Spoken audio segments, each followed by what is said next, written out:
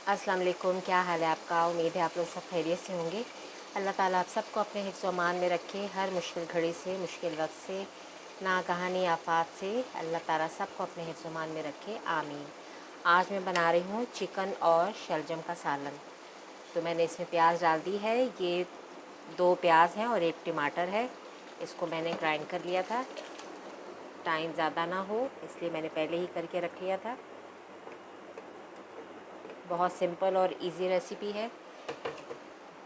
गर्मियों में कोशिश यही करें कि ऐसा बनाएं कि बस जल्दी से किचन से बाहर निकल जाएं, जल्दी जल्दी पकाएं और जल्दी जल्दी किचन से निकलें बाहर, क्योंकि किचन में इतनी गर्मी है कि बहुत मुश्किल है। सारी लेडीज़ को पता है कि क्या हाल होता है। 1 चम्मच मैंने लहसुन अदरक का डाल दिया है। अब ये मसाला अच्छी तरह, ये प्याज और ये भुन जाएगा अच्छी तरह। मसाले वही हैं, बेसिक मसाले हैं। हल्दी है, 2 ये बड़ी इलायची है, 1 दालचीनी का स्टिक है, 1 चम्मच नमक है, 1.5 चम्मच पिसी हुई मिर्च है और ये धनिया पाउडर है। ठीक है, ये भी मैं साथ ही डाल रही हूँ। ये साथ ही एक साथ सारी चीज़ें भुन जाएंगी, मसाला हमारा भुन जाएगा। ये साथ ही सारे मैंने मसाले डाल दिए हैं, ये साथ ही भुन जाएगा मसाला। फिर मैं इसमें चिकन शामिल करूँगी और ये मैंने शलजम भी काट के रखे हुए हैं। ठीक है, तो मसाला भुन जाता है तो फिर आपको दिखाती हूँ मैं। अब मसाला देखें भुन गया। अब मैं इसमें बिस्मिल्लाह करके चिकन डाल दूँगी। बस चिकन को भी अच्छी तरह मैं भून लूँगी और इसके बाद फिर इसमें शलजम जाएंगे। इसको अच्छी तरह भूनना है ताकि चिकन का कच्चापन सारा ख़त्म हो जाए और अच्छी तरह मसाले इसमें रच बस जाएँ। चिकन अब हमारा अच्छी तरह पक चुका है।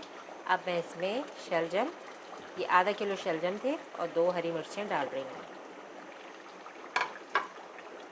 बस अब इसको भी डाल के अच्छी तरह भून लें और ये अच्छी तरह भून जाएगा तो आपने जितना शोरबा रखना है उस लिहाज से आप शोरबा रखेंगे। तंदूर की रोटी के साथ वैसे ये सालन ज़्यादा अच्छा लगता है और चावलों के साथ भी आप खाना चाहें तो चावल भी साथ उबाल सकते हैं। पानी डाल रही हूँ मैं, इसी में ये शलजम गल जाएंगे। 1 गिलास और डाल देती हूँ।